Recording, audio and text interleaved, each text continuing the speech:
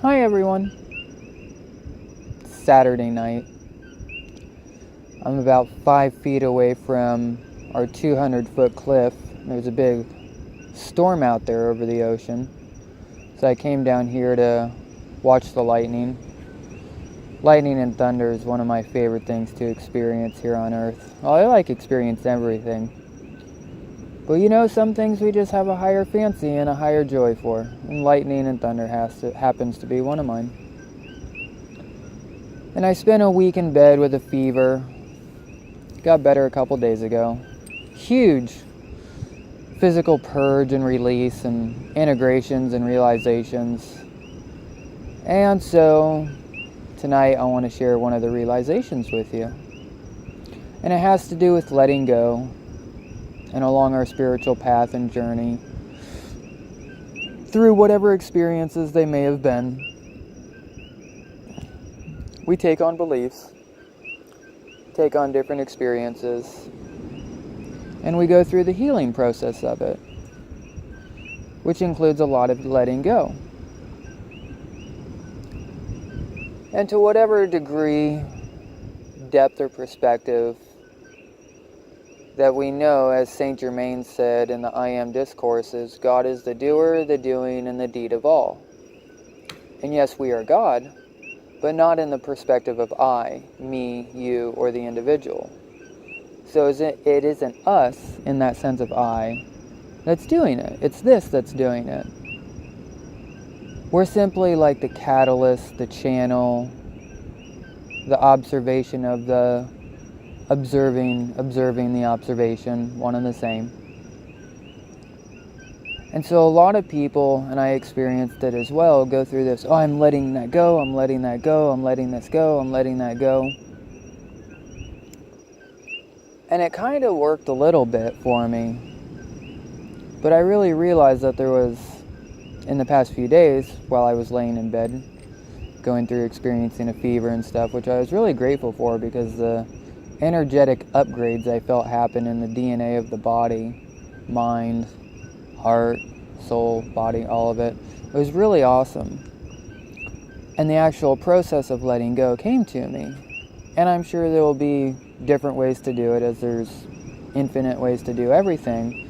I simply want to share what came to me that brought a lot more relaxation experienced in the body. A few days before that, or right around the same time, it came to me that we know our alignment by how relaxed we are. Nature's relaxed, we're relaxed, and so the amount of relaxation that we experience is in direct proportion to how much we've, in a sense, let go and allowed God get out of our own way, whatever it may be, to the point where I don't really feel like it's me doing any of it. And if there's a sense of me doing it, I don't feel like I'm really in the flow, and I'm restricting or constricting or trying to do something other than what life is doing. If I feel in a hurry, I know that's me getting in the way, or what I call me. Because in the perspective of I, or me, or this, the individual, our free will is getting in the way, even though it's all divine flow, and it's all divine, and it's all God, and it's all source. But part of the free will is getting to imprint our own desires, and desires are good. Life causes us to have desires and to ask. And so there's a lot of paradox to this, but I really feel that moving into this message, there'll be a lot of clarity for you. And so whether it comes to addiction, beliefs, whatever we may be holding on to, and feeling that we're really wanting to let go, to whatever depth you understand it, it's not you that's doing the letting go. Remember, we are the infinite eternal now, the one this, the one source, the one consciousness. And like I was saying, we gave ourselves the free will to try and interrupt or impede what we created for ourselves. And I really do feel that we can get to the place of creating in each moment as we do, but more on a base of true free divine will. Once it's no longer centered around I, or what some people would call ego, which I think is kind of funny. And it's really centered around this, and service to self. Because all there is self. Selfless service isn't the highest form of service. Self-service is. Because whether you want to accept it or not, everything you do for you. And when you do something for others and it doesn't feel right, then you're not being authentic to yourself. And you feel tightness. And relaxation is how we know our alignment. The more relaxed we are, the more in alignment we are. The more in alignment we are, the more relaxed we are. So while I was laying in bed with a fever, it came to me. I just started talking to the mind, which is the mind talking to itself. Funny enough. I started talking to the heart, and I started talking to the body. And I realized that my participation in all of this is absolutely required. And it really brought me to, it's not me letting go, because there is no me for me to let go of anything, but there's things for the body to let go of. And there's things for the mind to let go of. And there's things for the heart to let go of. Mainly based around trauma or adversity, pain, struggle, hardship, devastation, anger. Whatever it was that started to cloud the infinitely burning bright light that we are, that you are, that I am. Hey, there was one. Nice. When we started taking on things, because we shouldn't take anything. I know nothing is mine. No thoughts are mine, no feelings are mine, no experience is mine, no physical, the body isn't mine. I get to use it, and I get to be aware of the experiences.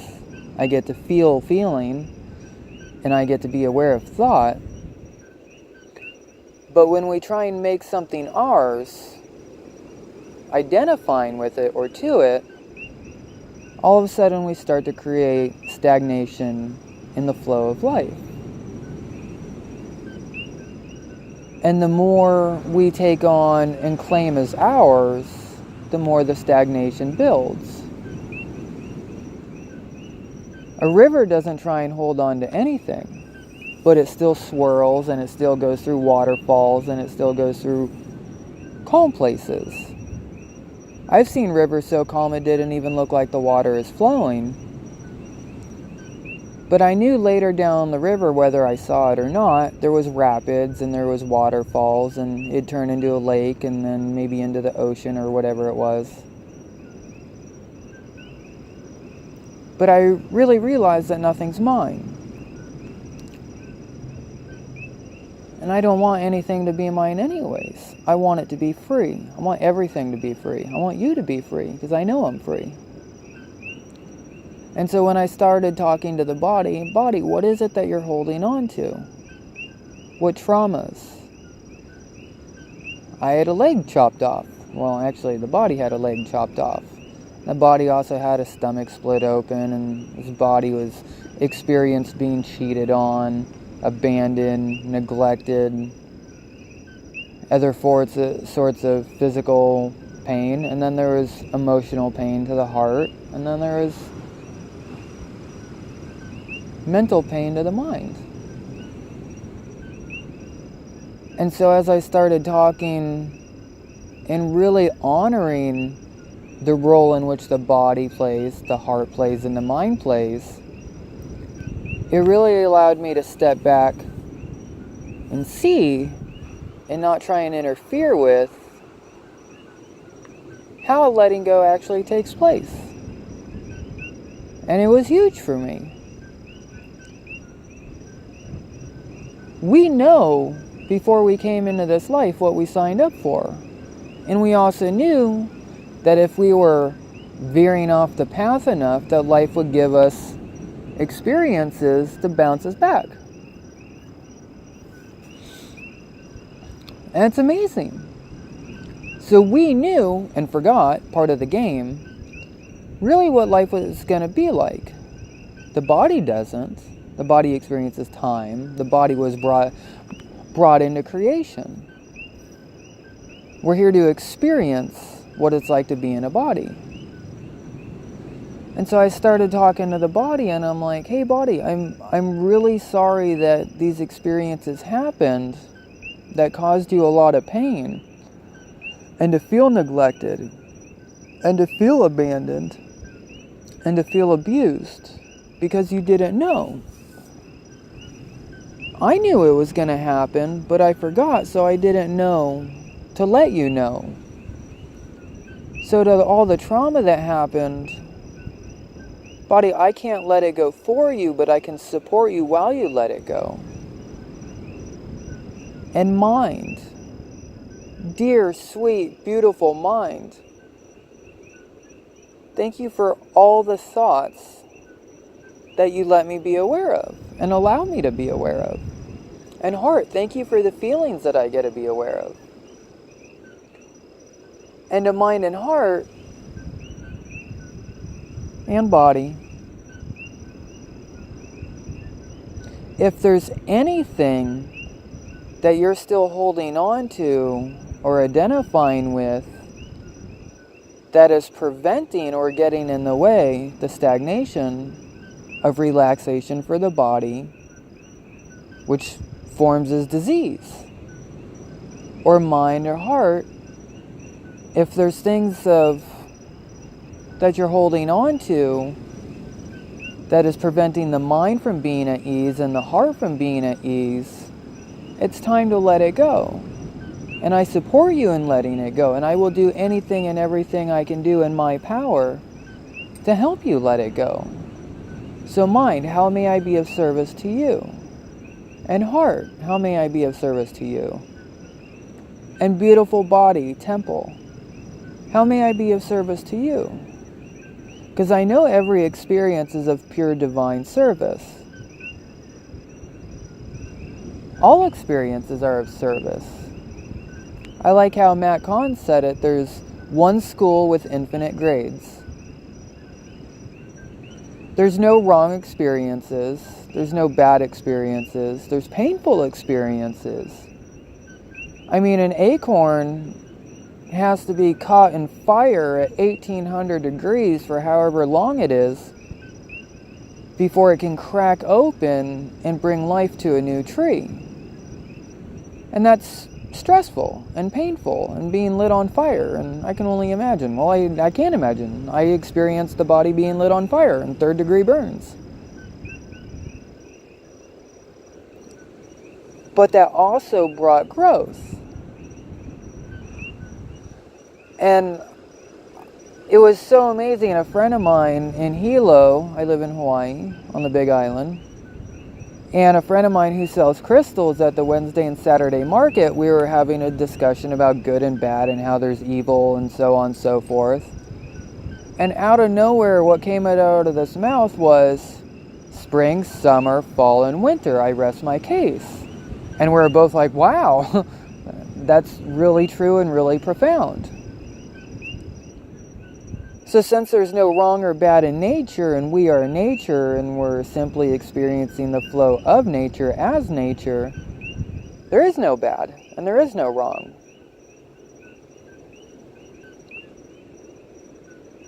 And we knew coming into this experience that part of the school and part of the lessons, we had the opportunity to hold on to it and claim it as ours. And again, Saint Germain in the I Am Discourse has said God is the doer, the doing, and the deed of all. And it's not us. In the sense of I, me or you. Identification, persona, person. But it's this experiencing it. And I like using the word this because it's all-inclusive with no identification. I mean, you could obviously point at a pen and be like, this pen, but you also added something to it, to the end of this pen. So when we just start simply seeing life as this, and this is always changing, and we don't have to create the change, we get to align with change.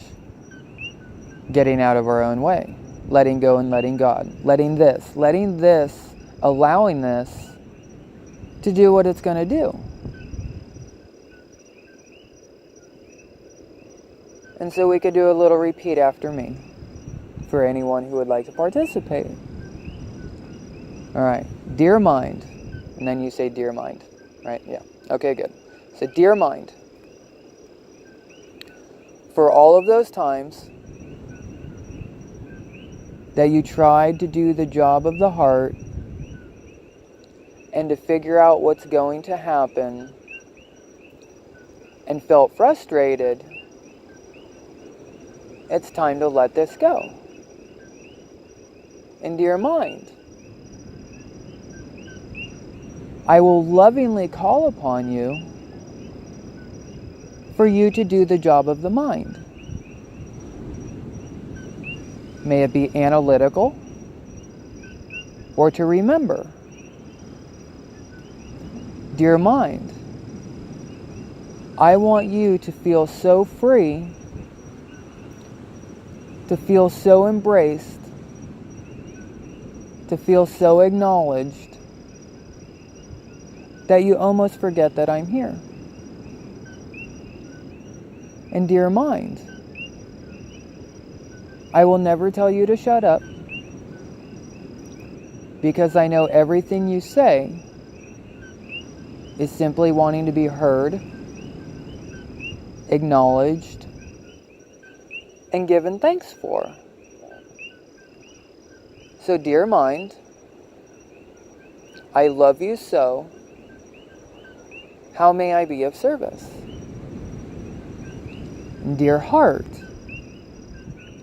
oh my dear heart, I trust you to lead the way, to tell the mind, to give insight to the mind of things that we should be aware of mentally at the correct time, as I know you always have,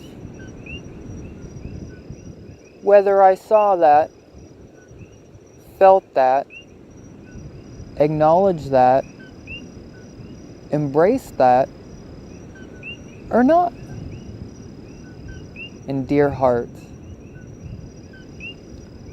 I will give you your full power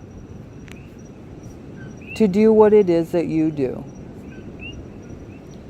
I don't want to interfere. I don't want to tell you what to do. Dear mind and heart, I want to be your best friend. I want to laugh and sing, to celebrate, to embrace, to be a team for this body. So my dear body, thank you for your existence. Thank you for allowing me to experience you. Dear body, I will always do my best in every moment that you may guide me to all of the experiences that are in your highest joy of alignment. Dear mind and heart,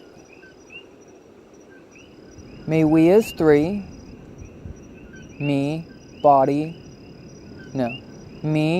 mind, and heart, may we work together to experience this body as it flows through time aligning with experiences to bring us more within our truth. And dear body,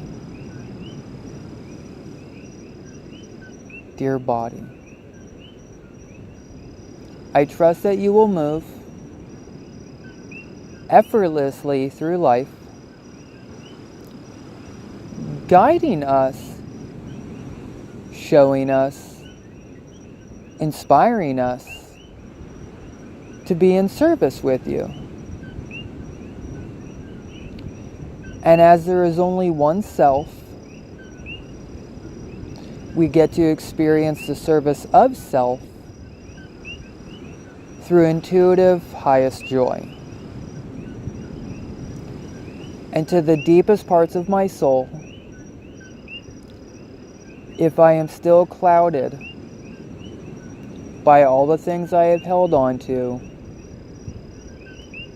and my light is barely shining, and I am not experiencing hope, or trust, or faith, life, please show me even the mildest curiosities that I trust and know will bring me into alignment with my highest joys. And as creation is playful is experienced through highest joy. And as I follow my highest joy, whether the mind wants to know what's happening or not, knowing the mind knows what has happened, but not what will happen, and the guidance of what will happen only comes through the heart. So dear heart and dear mind, let's please work together for the experience of everything, especially this body. So dear body, I thank you what you've shared so far with me. What a blessing it truly is to experience anything and everything.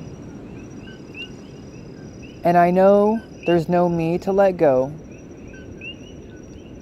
So I give the power over to the body, mind, and heart to do the letting go for me. And in this, we all are free. How does that feel in your body?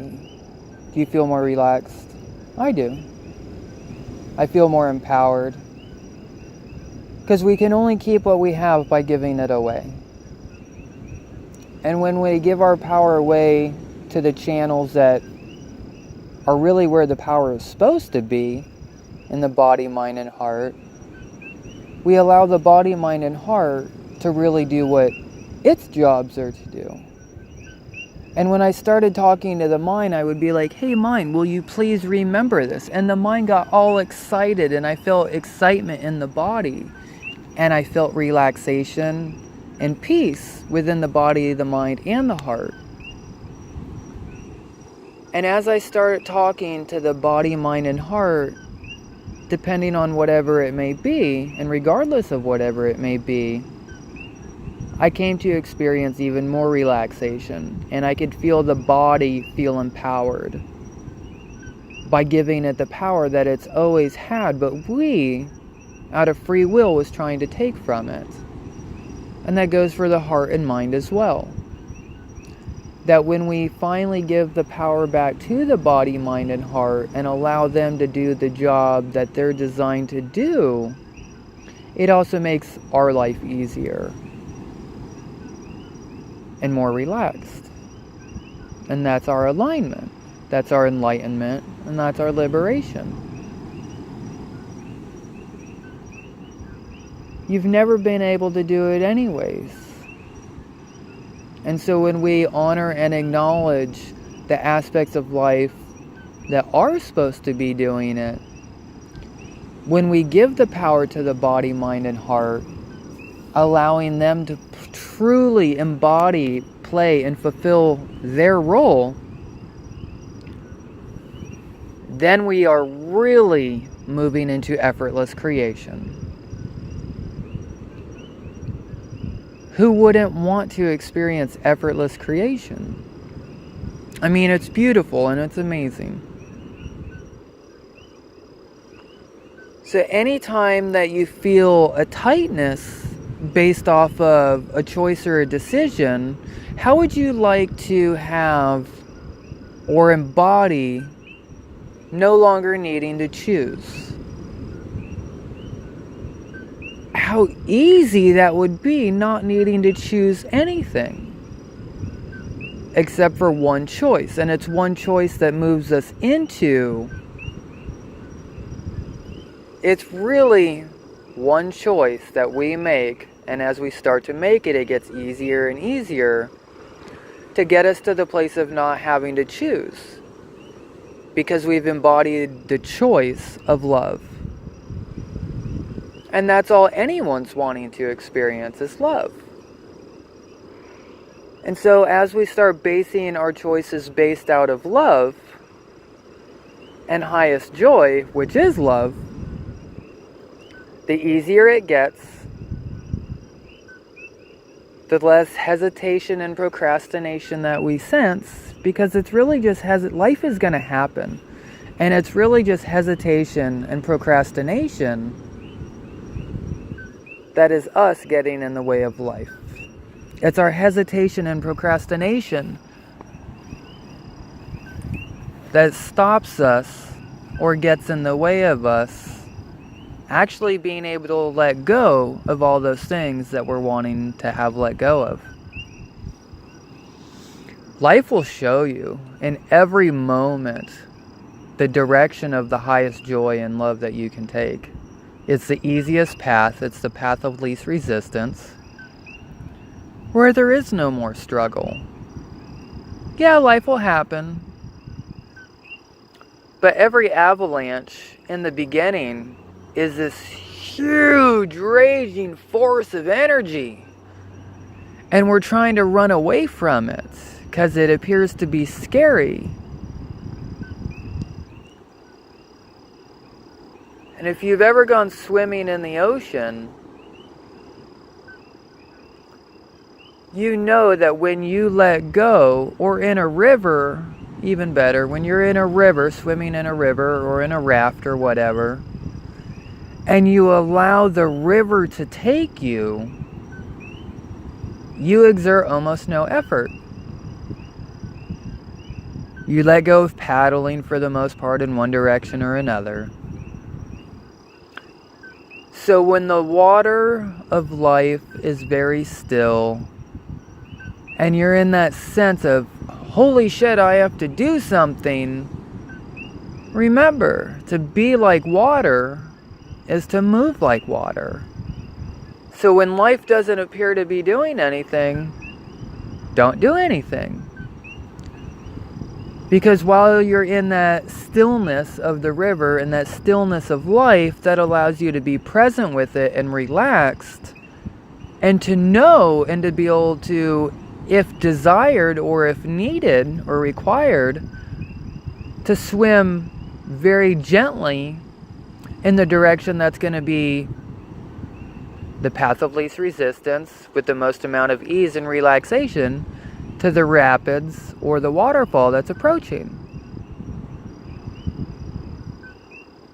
And eventually you get into the place, the embodiment, where you can flow down the river, the waterfall, and the rapids without being hurt, banged around, because you've now embodied being water. Well, my lightning storm has seemed to pass, and I don't even know if the camera caught any of it. So I really recommend, and I will put this in the video, that I hope you listen to this with the lights off, with headphones. I hope you enjoyed the repeat after me.